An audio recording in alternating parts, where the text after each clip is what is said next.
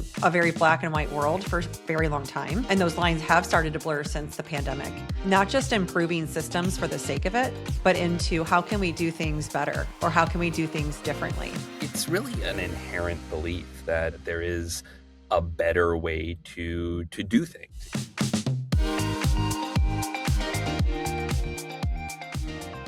Welcome back to I Can Fit That In, the show where ambition meets alignment.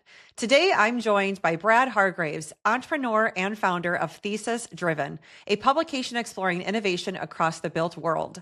Over the past decade, Brad has helped launch and scale companies that have reshaped how people learn, work, and live, including co-founding General Assembly, a pioneer in career transformation and skills-based education, as well as Common, a company reimagining housing through innovative living models like co-living. Brad brings a thoughtful perspective on how cities, communities, and the spaces we inhabit are evolving and what those changes mean for the future. Brad, welcome to the show. Thank you so much for having me on, Erin. Excited to be here. Yeah, well, I was really excited when you and I first got to chat, and I know we have a friend in common and who's also your business partner, Paul Stanton. He's such a great guy. So very excited that we were brought together via him and the awesome work that you guys are doing. One of the things I think is really interesting, and I didn't share this with you, but in preparing for this conversation, I felt I would be remiss without mentioning this, but one of the very first speaking engagements I was asked to do was actually for General Assembly. Really? Yes. Small world. I love it. I mean, what a small world. And it was, I remember I was still at CBRE and I was starting to talk about the things that I, of course, now talk on stages about globally, but I was very passionate about them. And that passion was something that I had uncovered, into my 20 years into my career, essentially. And as I was discovering that, I started to write about it on LinkedIn. And then different people were like, hey, would you want to come and talk to, a group of people at General Assembly about this? And I was like, wait a minute, you want me to do that? Of course, I'd love to. So, none of those engagements were paid. They were very early in what was a signal to me that I was onto something that people need. Yeah. And I thought, what a fun way to connect this with you and how you've done things. You are very big into not just improving systems for the sake of it, but into how can we do things better or how can we do things differently? So why don't we start there? Where does that concept or idea that there are better ways to do things, we don't have to just do them the way they've always been done, where does that really stem from in your life, and how have you followed that passion? So it's really an inherent belief that in improvement of yourself, of society, that there is a better way to do things. I wasn't raised with a lot of money. I had fortunately parents who cared a lot about education, but I grew up in rural Arkansas, kind of in the middle of nowhere, and had to figure out my own path out of there, and eventually to building businesses. And so being raised and have found my career path in a where there were no guardrail, there was no framework for it, I think gave me that belief in improvement through doing.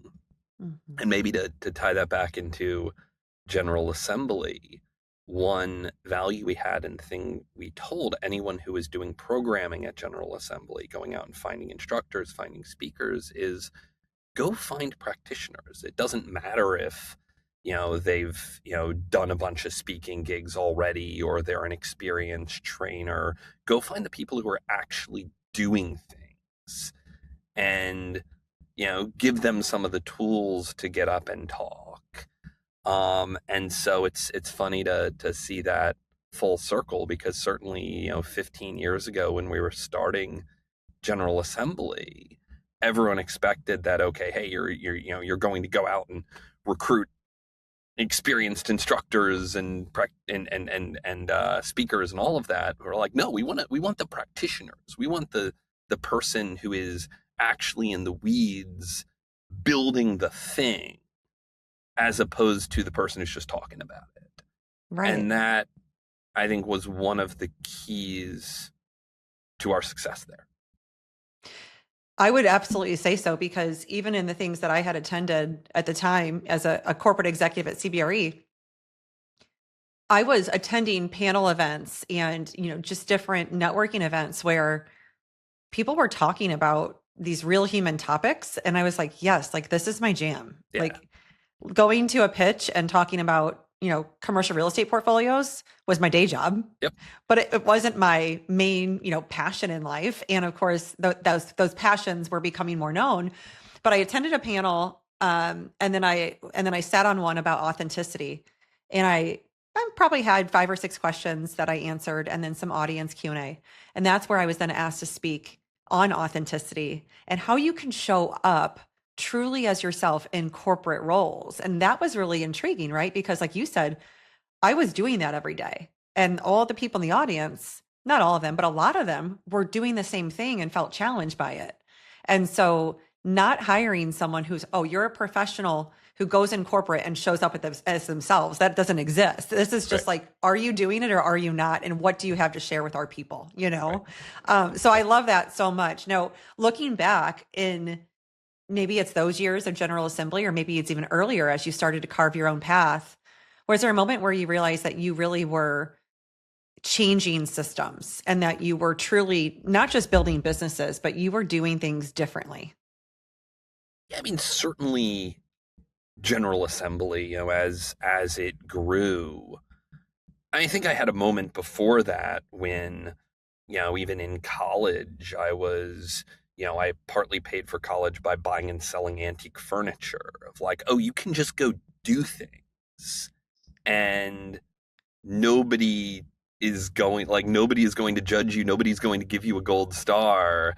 Like, just go and do it. And that was incredibly kind of you know, inspiring for me and drove a lot of what I did later on. But General Assembly was seeing that at a much larger scale, that like, oh, okay, not only can you do things, but those things can have much larger impacts on ways that kind of is incomprehensible Mhm. at the early days. So, when we started, we were, one campus in New York, really one classroom where we were doing these trainings in technology, design, business skills. And look, we got a lot wrong. We made a lot of mistakes, but we nailed the timing, and sometimes that's all that matters. I mean, we were Right. the place back in 2010 saying, "Hey, we're the place to go to learn how to code." And then 6 months later, President Obama was on stage saying everyone's got to learn how to code.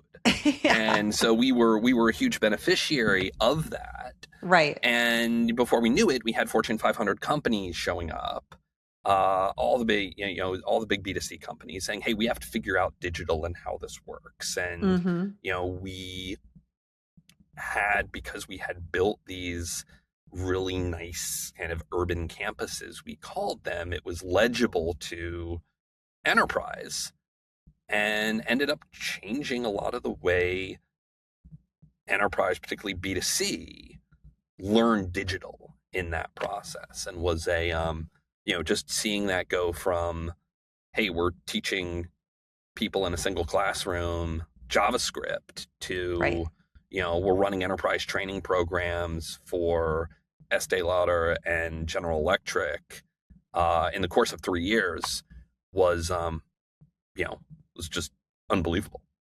It is unbelievable. It was the lightning in the bottle kind of moment, but also, I mean, you have to make mistakes along the way to be really good. That's a part of any business, as you're well aware. Um, but I think you guys created a name for yourselves where it was obvious that you knew what you were doing and you were going to deliver on that. And so many people got to be a part of that, not just those enterprise companies, but you offered, you know, opportunities and events to everybody. I think that's something that's not easy to do. And when you don't niche down. And I know we talked about thesis driven, which is kind of different in that sense. So when I definitely get into that, why don't we talk for a second? What came up for me and listening to you talk about your path is that you can have conviction in the possibility of doing something you want to do. You can have conviction that I'm going to put myself through college. I'm going to do it by selling furniture. I am going to try this and see if it works and build something, create something, offer something, and start to sell it and learn from that. Right. And as long as you have belief in yourself and you have conviction, you're going to learn from that and it will iterate, but it will most likely be successful in some way, shape, or form. Doesn't mean you're going to, build the next unicorn, but it will most likely be successful and lead you to your next thing. So what would you say about someone who thinks that their path is fixed? Like someone who can't see beyond the tunnel vision of like, no, no, no, I just have to stay the course and this is all that's available to me. This is the only thing that I can do. And in that regard, like, what have you learned about people's capacity to really, to like reinvent themselves? Yeah, I never want to judge someone else's path. Yeah. Everyone takes their own journey and, reacts to things in different ways. So the question I would just ask is, are you happy? Right. And if someone is, getting joy from a more traditional path, and I Hmm. know many people who do, you know, my best friend in the world, like not financially motivated at all, started a nonprofit, just wants to help people Right. and doesn't have big aspirations to scale it. And like that is extraordinary. It's very different than what motivates me. But like he's incredibly happy doing that, is making a really positive impact in the world. Another Right. friend of mine, like, has been in finance Yeah. for his entire career Hmm. and will continue to be in finance and enjoys that. And so I never want to say everyone has to do it the way I did it. And, in a different set of circumstances, in a different world, I may have done it differently. Hmm. And so, life is an experiment that's only run once, Yeah. unless you believe in reincarnation, in which case, it's run many Yeah. times. But, if someone is happy and is getting joy from their path, that's great. If you're not, then, going back to it being an experiment that's only run once, there's no better time to fix it and get on a path that is bringing you joy. Uh, I'm so glad that you said it that way because I know I hear a lot as an entrepreneur. I hear from people who are still in maybe a corporate job where they're not happy and they're like, I want to build something meaningful like you've built. Like how do I start? Like where do I look? What do I learn? Like where can I go? And I get where those questions and desires come from, but I equally know just as many people who are really content in their corporate roles. And I'm like, there's nothing yeah, wrong with that, right? Like totally. you don't throw the baby out with the bathwater. You don't need to reinvent. Now, there may come a time in your career or in your life where you're forced to reinvent. There Right. may come a time where, you burn out and you choose to reinvent. And that is a very personal journey. And so it doesn't have to be this like, you need to be an entrepreneur, you need to start a business in order to have some incredible experience of life. In fact, I mean, I know as an entrepreneur myself, like it's been really, really hard. And people don't see those really hard times. They see the Right. success, Right. and it's like, well, wait a minute, Totally. what about all the blood, sweat, and tears and sleepless nights and all of that stuff? But I'm glad you said it that way. So thanks for bringing attention to, it's not about leaving something that's already working by any means. Totally. And what you said around different phases of life bring different needs and different things. I mean, Yeah. another good friend of mine, like, had a great career in finance for a while and decided to break out and become a VC and start his own firm. Yeah. And, that knowing and having the skill to like go off road when you need to go off road, Yeah. I do think that's an important skill, because, as you Yeah. said, you never know when you need to reinvent yourself and when that suddenly becomes a requirement, for better or worse. Right. Yeah. It's like change happens by design or by disaster, Right. 100%. So Right. just don't be scared of change. Like it's coming at some point for Yep. everybody. Totally. If you haven't moved through it yet, you're going to. So let's talk a little bit about Common and what you built there. So you were exploring, obviously like new ways of living and building communities. Um, from your perspective with that business, why do you think that so many people feel maybe disconnected from their communities or from, I mean, like kind of sense of purpose in their communities when we have the technology to be more connected than ever. What's your take on that? Yeah, it's one of the great paradoxes of modern life, isn't it? If we have the technology to connect us to anyone at any time, anywhere in the world, and yet we feel lonelier and more disconnected than we've ever been. And, I think a piece of that is that in-person connection has been steadily replaced or disintermediated by digital connection. And, replaced is, pretty straightforward. We're interacting via Twitter and TikTok and Instagram and not in person. Or Riverside for this podcast. Or Riverside in this case, although, I think this is not bad on the spectrum of digital replacement. Totally. And then it's been disintermediated. You've had, a majority of American couples are now, online, created online through, Tinder, Hinge, Match, Bumble, etc. And I'm not judging that, but it does change a lot of the nature of how we interact with our fellow human. Yeah. And so we started Common really with two goals in mind. One is to create more community-oriented housing that did have a kind of real sense of connection. Mm-hmm. And the other was to provide a, place for people living with roommates to, do that in a bit of a higher quality, more predictable way. As we saw at General Assembly, so many of our students, when they would move to these cities, would move in with roommates. It's just kind of the MO. 25 million Americans live with roommates. So let's design and operate housing for that purpose. So over about 7 years, we built and operated around 7,000 apartment units in a number of cities around the U.S., all focused on that MO. That's awesome. What would you say that we're getting wrong about how we design communities or neighborhoods today? Well, it's certainly hard to know where to start. I think the biggest is just, back it all the way up to first principles. Most developers don't really think about okay, who is the end user for this apartment? How do we build something tailored to that end user? So, you look at, and once you see it in floor plan designs, you can't unsee it. 2-bedroom apartments. Are they designed for families or are they designed for roommates? The thing you build for families is very different than the thing you build for roommates. If you're building for roommates, you want a pretty small living area. You want larger rooms. You want both those rooms to have ensuite bathrooms. You want each bedroom to have its own closet, nice big walk-in closet. If you're building for a family, probably you're talking about a younger child, and a 2-year-old doesn't need a walk-in closet. So then you'd have a really smaller bedroom, a bigger living area, more outdoor space. But developers don't really think like that. They're just okay, here's a 2-bedroom, pop. And, they try to serve both audiences at the same time and usually serve neither. So A lot of it's just, it comes back to intentionality of design. Yeah.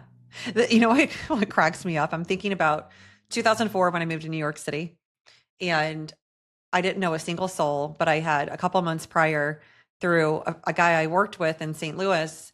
It was his cousin's friend of a friend was also going to be moving to the city from upstate New York. And we ended up talking on the phone and said we could be roommates. And because she was a little bit more local than I was, she went and toured a couple of buildings. So we found this 1-bedroom apartment in the Upper East Side on 80th and First Avenue. And we were going to convert that to a 2-bedroom with an accordion wall. So yep. Those are very big in New York, especially at that time. Dr. Wall.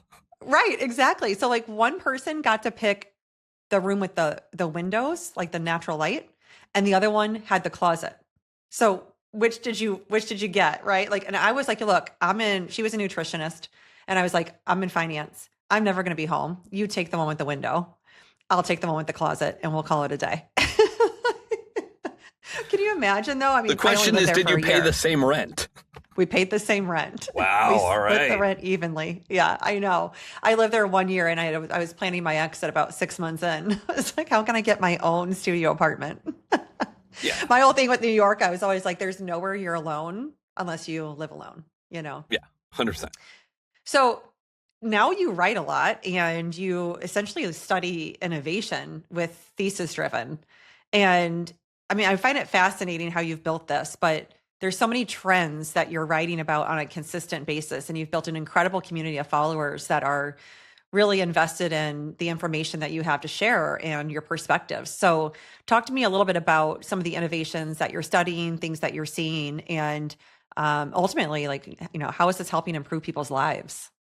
Yeah, so we started Thesis Driven News, got really excited when we were building Common about how real estate investors and capital find interesting off the beaten path opportunities in real estate.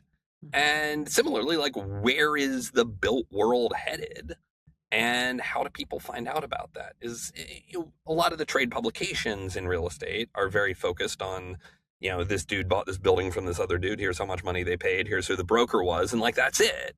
So true. Let's Yeah. do something that's a little higher level and focused on the macro. So we started that about 3 years ago. And the goal is to really draw attention to some interesting, innovative asset classes, niches, things like what we were doing at Common, where we can build something for people to live in a better way, but capitalizing that not from a venture standpoint, but from a real estate standpoint is hard because so many investors are just, doing the next multifamily deal, the next industrial deal, et cetera. Let's bring attention to some of these off the beaten path ideas. And that's really driven and informed what we're doing. And so there's a lot of different pieces of our business today. We do a lot of education, teaching investors about how to evaluate concepts, teaching operators about, as real estate developers, about how they should be approaching things, including, AI, and just given how the impact AI is having on the real estate industry, which is growing by the day. And so that's been really our focus. We're launching a magazine actually this fall, going long on print, Fun. which is a fun experiment. So we're having a lot of fun. We have no outside capital, so we get to run these little experiments while we focus on where real estate's headed. Oh, I get that. Yeah. The no outside capital thing is big because, Yes, then you report to yourself, right? You can right. try new things and, they can work or not. I've built 3 venture-backed businesses. Yeah. I've done well. I worked with a lot of great, smart, and talented people. But I've got 3 young kids. I don't Yeah. want to be on planes every week. Right. I like doing it myself this time around. Let's talk about that. And that's where I was really wanting to go next, is more on the personal side. So, yeah, you are a father and a husband. Clearly you've built successful businesses and you're still doing that today. But what would you say about how your relationship with ambition has changed throughout the course of your career? Well, a real wake up was during the pandemic. Obviously there were, a couple months in 2020 where, no one was going anywhere. And so even though we were running buildings, I was spending 90% of my time at home. And, I had 2 young kids at the time. They were 4 and 3 and 1. Yeah. And, when I was home prior to the pandemic, the 3-year-old took up so much of the time and the attention. And, finally was forced to take a break, and was like, my 1-year-old's running around, cute kid. I'm like, I barely know you. And I looked at myself and my wife and said, I never want to go back to this, like, on the road every week again. Mm-hmm. And so really changed how I think about the structure of my life and my career, and not putting it as a, like, oh, this is a binding constraint that's going to prevent what I do, but I actually look at creativity flourishing with constraints of as I thought about what I wanted to build next after we sold Common in 2022, that constraint of like, well, whatever I do next, I want, I don't want a lot of travel.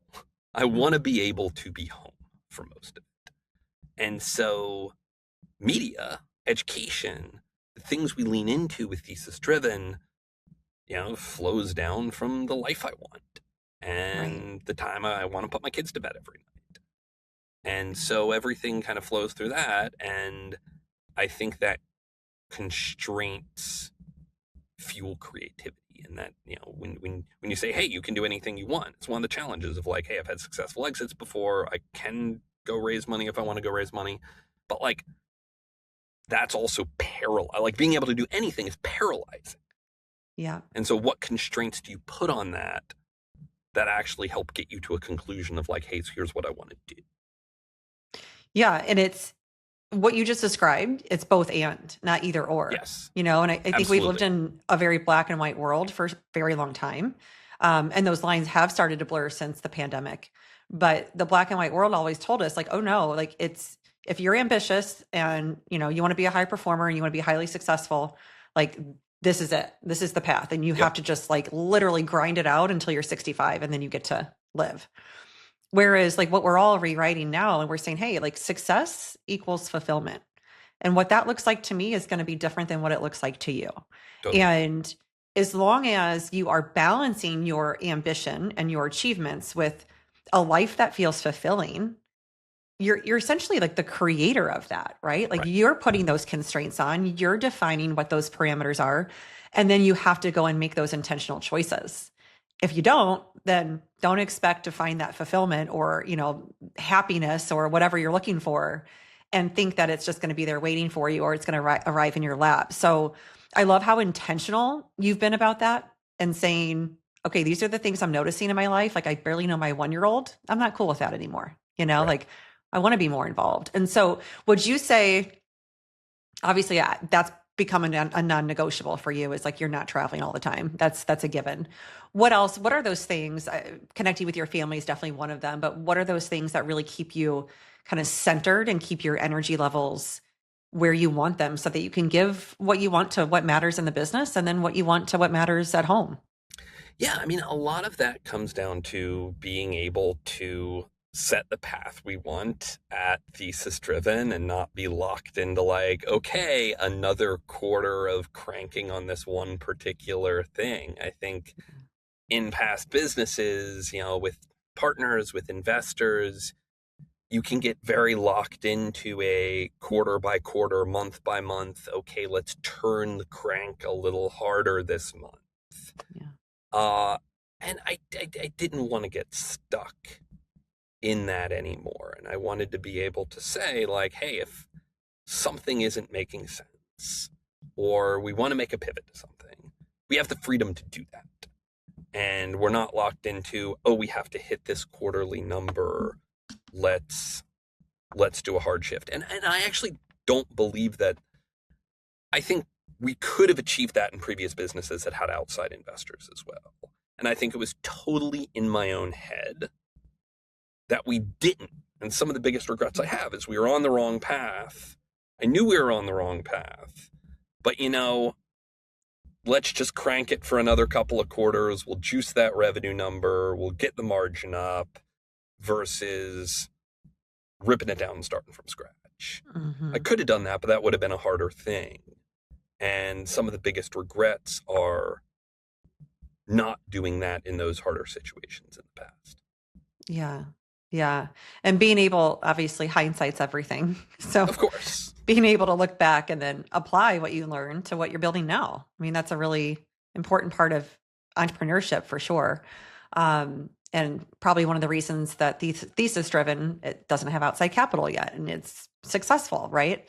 What would you say is in that regard with Thesis Driven and the concept of human connection and, lived environments as well as, something like a magazine and media and digital print, like, people having a tangible asset in their hands and connecting to something that is different than what we're all doing every day with online media. what are your like drivers in creating change, would you say? Like, is there a real desire to create a change? And like, what is that desire or what is that change that you're hoping to create? Absolutely. For me, it's about looking at the real estate industry. It reminds me a lot of the technology industry 20 years ago when I raised my first round of venture capital in 2005. Uh, the tech industry was, you know, it was very much you have to figure it out on your own. If you did not go to the right school, you weren't a self taught hacker, the paths to get into the tech industry were almost non existent. VCs looked at it like, we don't have to put ourselves out there. We don't have to make ourselves accessible. The people who should find us will figure out how to find us. All that changed over the past 20 years. You saw the rise of accelerator programs, incubators, Y Combinator. A lot of people got out there with, everything from books to podcasts to blog. I mean, there's too much content now about like how to start your own tech company and raise venture capital and all that. But none of that existed 20 years ago, and none of that exists for real estate. And frankly, a lot of the people who are doing that are not giving the greatest advice. And so we set out to do something not with a retail investor in mind, but with more of a, institutional private equity, more professional operator in mind. How do you get into those paths? And if you have a real estate concept or idea, how do you get on the right trajectory? And that's what the education's about, the content, the letters, and, the community, frankly. And I did not expect starting Thesis Driven that, it would be a community, but it absolutely is. From, we do courses, we have an online platform where people can meet and share stories. So that part has really been, an upside versus how we thought about it when we started. Yeah. And you write quite a bit, right? I do. Yes. I still write probably Hmm. 30-40% of my time is writing. I love that. Now, where do you do your best writing? Oh, that's a great question.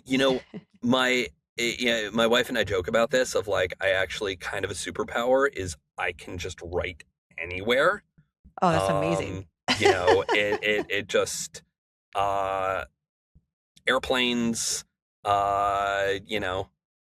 balcony porches, like Mhm. bedrooms, like where we travel a lot as a family over the summer. So I just have to figure it out. Yeah. Yeah.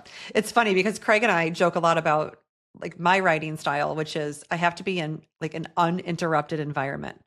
So it's really hard for me to write in our home because there's just constantly distractions. It's the Yes, laundry or it's the kids or it's the totally. 15 things I have to do for school or like whatever. But I really like when I wrote my book, I had to go physically to a different place just by myself, like Oh, for like a week. when the kids are around, it's hard.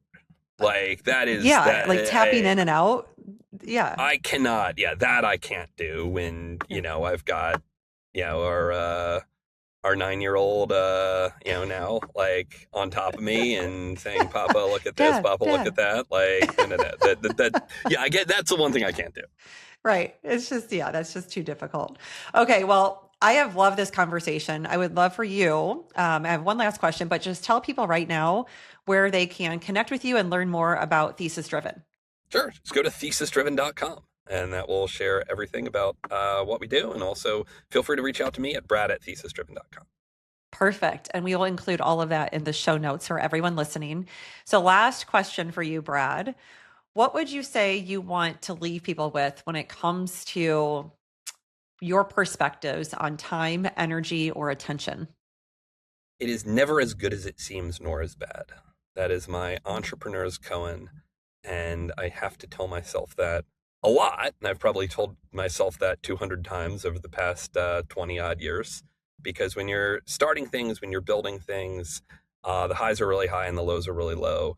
And when the highs are high, you start thinking about the vacation homes you're going to buy. And when the lows are really low, it gets low. And so you just have to tell yourself it's never that bad and it's never that good. Oh, that's such a good one. And that is very true. I mean, reinvestment years are not fun. Nope. That's for sure. Well, thank you so much for being here, Brad. Thank you so much for having me on here. You're welcome. Everyone, you know what to do. Please like, share, subscribe, and get the show to more and more people who will benefit from it. And until next time, be well.